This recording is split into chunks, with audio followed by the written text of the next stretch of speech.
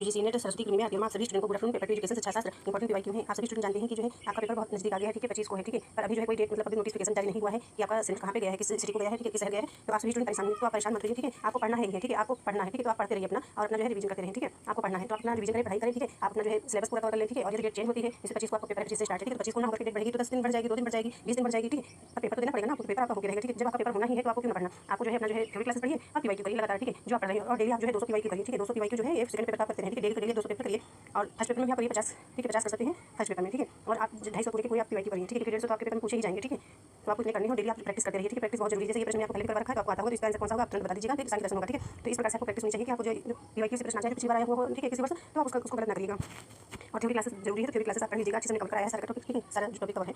और यहाँ पे स्टार्ट करेंगे तो प्रश्न आप देखिएगा यहाँ पे दर्शन शास्त्र के निम्नलिखित भारतीय समुदायों में से कौन वैदिक प्राधिकार को निरस्त नहीं करता है, जिसमें आपका जो है सिंपल सही हो जाएगा, ठीक है।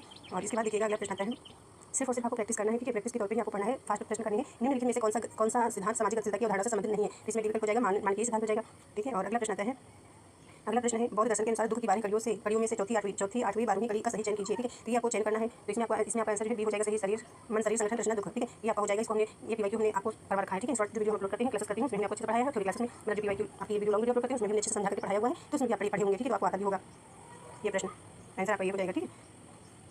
और बौद्ध दर्शन में आपने बहुत सारा पढ़ा होगा, ठीक है, बौद्ध दर्शन के अंतर्गत आपने त्रिपिटक पढ़ा है, ठीक है, विनय पिटक सुत्त पिटक धम्म पिटक, ठीक, बहुत सारा आपने पढ़ा है। अगला प्रश्न आपका है, शिक्षा प्राप्त करने में निम्नलिखित में से कौन प्रत्यक्ष आर्थिक लागत का स्रोत नहीं है, इसमें स्रोत लागत नहीं पूछा गया है, तो शिक्षा प्राप्त करने में जब आप शिक्षा प्राप्त करेंगे, ठीक है, तो कौन प्रत्यक्ष आर्थिक लागत का स्रोत नहीं है, प्रत्यक्ष लागत, ठीक है, तो इसमें आपका आंसर कौन सा हो जाएगा, ये हो जाएगा आपका सी, छोड़ दिए गए अवसर। अगला प्रश्न देखेंगे, मनो सामाजिक विकास, ये दिया गया मनो सामाजिक विकास, ठीक है, मनो सामाजिक विकास का सिद्धांत किसने प्रतिपादित किया, ठीक है, यानी कि आपसे कोई पूछे कि ये मनो सामाजिक विकास सिद्धांत, तो आपको बताना है एरिक एरिक्सन, ठीक है।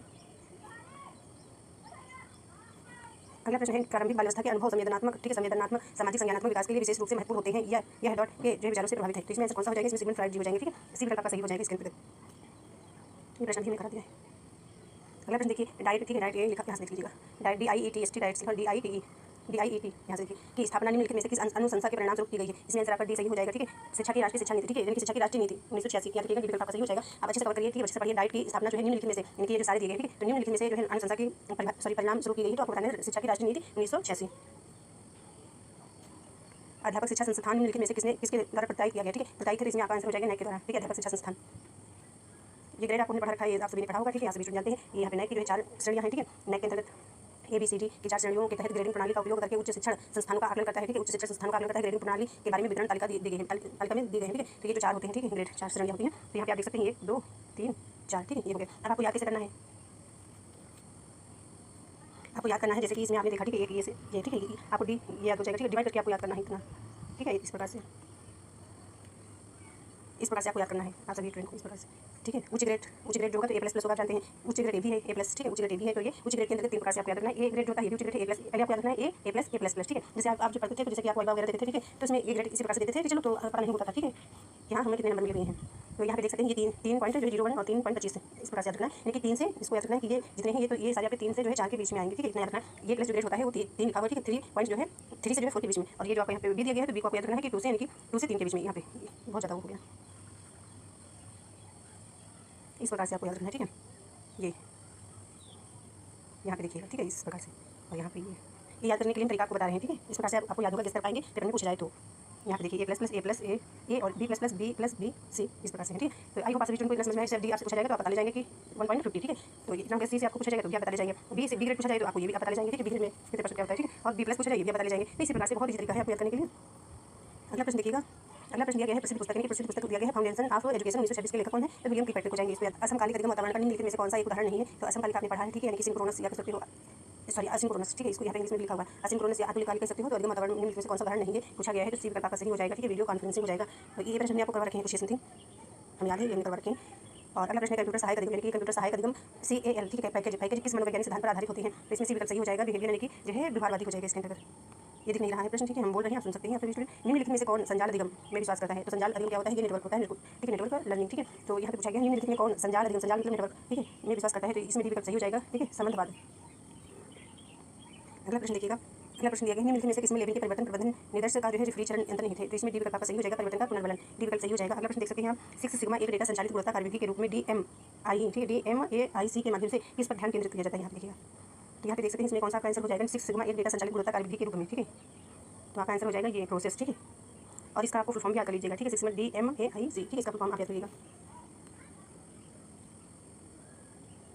अगला प्रश्न देखिएगा, व्यावसायिक मानक निर्धारण व्यावसायिक मानक यानी कि बार बार गलत हो जा रहा है। राष्ट्रीय शिक्षा नीति, ठीक है, राष्ट्रीय शिक्षा नीति NEP 2020 के यानी कि के अनुसार व्यावसायिक मानक निर्धारण निकाय किसके सदस्य होंगे? प्रोफेशनल स्टैंडर्ड सेटिंग बॉडीज, ठीक है। तो इसमें पूछा गया है राष्ट्रीय शिक्षा नीति 2020 के अनुसार व्यावसायिक मानक निर्धारण निकाय किसके सदस्य होंगे? तो इसमें आपका डी विकल्प आपका सही हो जाएगा, जो है सामान्य शिक्षा परिषद, ठीक है, ये आपका हो जाएगा। और अधिक आप जानने के लिए जो इसमें जो दिया गया है इसको भी देख सकते हैं, इसको क्या चीज़ होता है, ठीक है। NHER यहाँ पे RC, ठीक है, ये जो है फंक्शन कार्य का उच्च शिक्षा विनियमन का निर्माण और कार्यान्वयन हो जाएगा, ठीक है। और देख सकते हैं GEC सामान्य शिक्षा परिषद हो जाएगा, जनरल एजुकेशन काउंसिल, ठीक है, और इसके बाद देखिए शिक्षा के लिए मानक सेटिंग हो जाएगा, ठीक है, ये फॉर्म दिया गया है हिंदी में है, ठीक है। और NAC देख सकते हो उच्च शिक्षा अनुदान परिषद हो जाएगा, ये प्रत्यान से संबंधित हो जाएगा। अगला प्रश्न देखेंगे। अगला प्रश्न है, एक प्रणाली के रूप में शैक्षिक प्रबंधन में यानी कि एक प्रणाली के सिस्टम, ठीक है, शैक्षिक प्रबंधन में आपको अच्छे से पढ़ा है, शैक्षिक पढ़ा है, सब कुछ हमने पढ़ा रखा है, आपको सिर्फ पढ़ना है, ठीक है। और इसमें ए विकल्प आपका सही हो जाएगा, प्रक्रियाएं अप्रत्याशित होती हैं,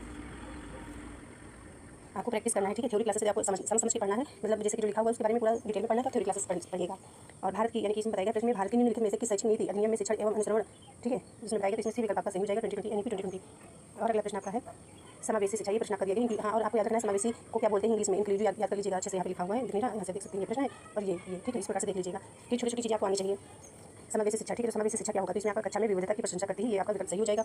ये सारे प्रश्न आपके PYQ है, ठीक है, और किस ईयर के हैं तो ये हम बताते चलते हैं, सॉरी ये 2024 के ही हैं, वो भी जून के हैं, ठीक है, जून के हैं। और इसके पहले हमने 2024 के हमने आपको करा रखे हैं, ठीक है, जो दिसंबर के थे, ठीक है, दिसंबर के हमने कराए हैं इसके पहले PYQ। ये आज की क्लास में हम सारे PYQ जो है 2024 जून के करा रहे हैं, ठीक है, और सारे इंपॉर्टेंट है, आप एक नज़र में इसको पढ़िएगा, जरूर अच्छे से कवर कर लीजिएगा, आपका प्रैक्टिस हो जाएगा, प्रैक्टिस आपके लिए बहुत जरूरी है। और इसके बाद देखिएगा अगला प्रश्न है, एक सामाजिक संस्था के रूप में परिवार निम्नलिखित में से किन उद्देश्यों की पूर्ति करता है? इसमें बताएगा एक सामाजिक संस्था के रूप में परिवार निम्नलिखित में से किस उद्देश्य की पूर्ति करता है, ठीक है। इसमें आपको आंसर बताना है, आपका कौन सा सही हो जाएगा, तो इसमें बताना है यह बच्चों का समाजीकरण करता है, तो ये आपका सही हो जाएगा विकल्प, ठीक है। यहाँ पे देखिएगा यह बच्चों का समाजीकरण करता है, और यह अपने सदस्यों को व्यवहारिक और भावनात्मक समर्थन प्रदान करता है, ठीक है, तो ये भी आपका सही हो जाएगा विकल्प। और अगला देखिएगा यह सामाजिक समानता के लक्ष्य की स्थापना करता है, तो ये नहीं होगा। और ये यौन प्रजनन का नियमन करता है, ये सही होगा। यह अपने सदस्यों का एक सामाजिक पहचान प्रदान करता है, ये भी सही होगा। और इसमें आंसर आपका विकल्प भी दिया गया है, तो विकल्प भी आपका नहीं सही होगा, क्योंकि इसमें ए देख सकते हैं यहाँ पे ABD दिया गया है, यानी कि आपका जो है ये प्रश्न दिया गया है, बी दिया गया है, ठीक है, और डी दिया गया है और ई दिया गया है, ठीक है, नहीं सही है, सॉरी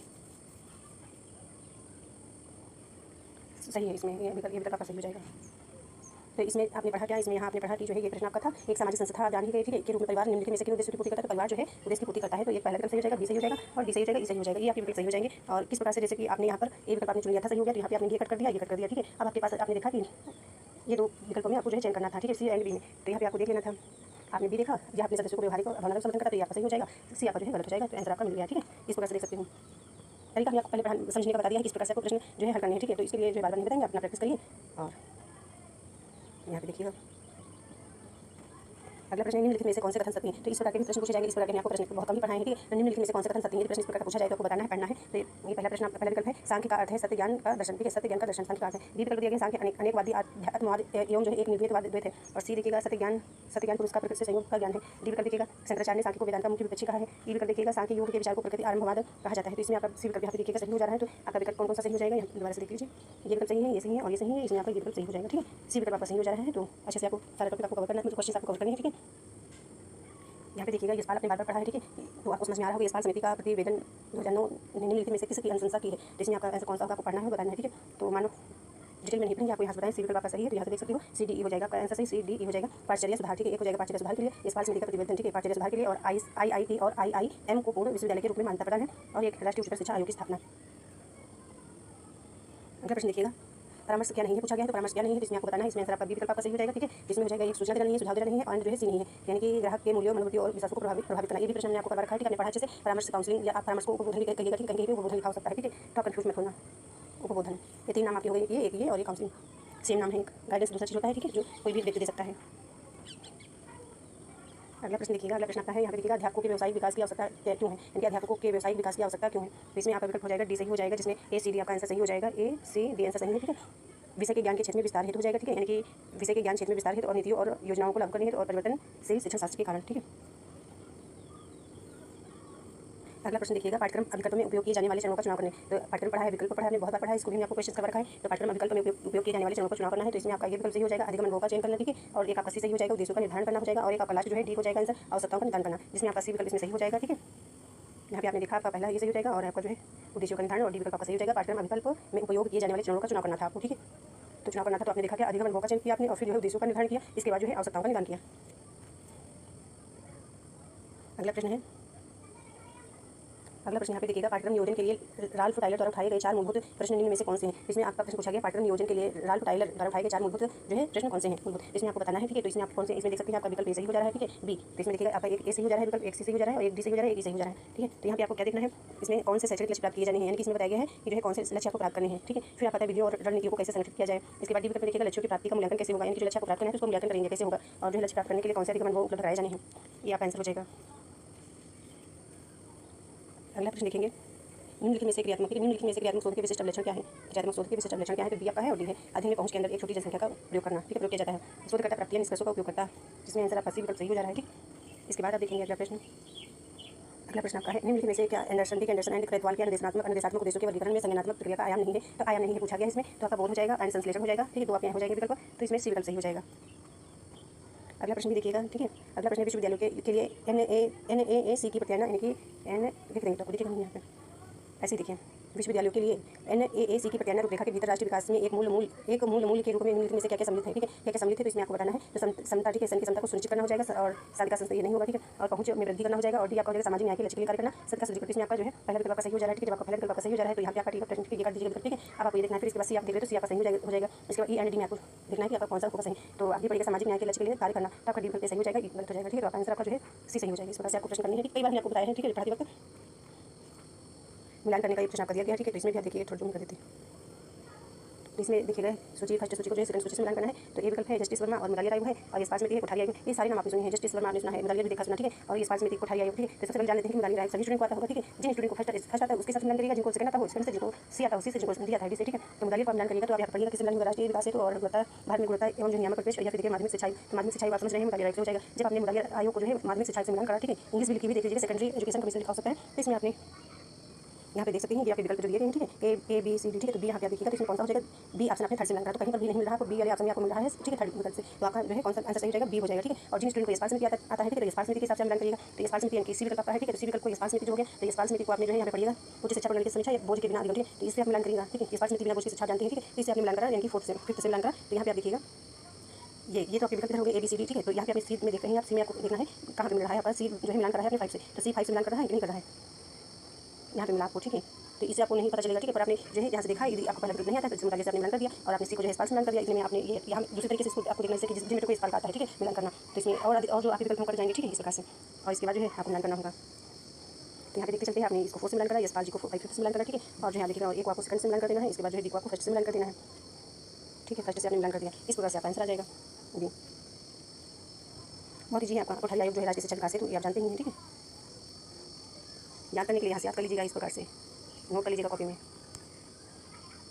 यहाँ पे ये प्रश्न हमको लग रहा है हमने करवा रखा है, सभी जानते होंगे, पढ़ा होगा। DPE यानी कि सम्मिलित करने का है प्रश्न, और SSA RMSA और समग्र। ठीक है, ये सारे प्रश्न हमने आपको करवा रखा है, सभी जानते हैं। तो यहाँ पे आपको मिलान करना है, किससे कौन मिलान करना है, तो फर्स्ट को आपको जो है थर्ड से मिलान करना है, प्राथमिक शिक्षा से हो जाएगा। SSA ये जो है आपको मिलान कर देना है, फर्स्ट से मिलान कर देना है, प्राथमिक शिक्षा हो जाएगी, ये थर्ड शिक्षा अभियान। ठीक है, RMSA इसको जो है आपको मिलान कर देना है, माध्यमिक शिक्षा से नहीं, इसको आपको सी विकल्प को आपको मिलान करना है, फोर्थ से माध्यमिक शिक्षा से आपका हो जाएगा ये, और समग्र शिक्षा का जो है विद्यालय एवं अध्यापक शिक्षा से हो जाएगा।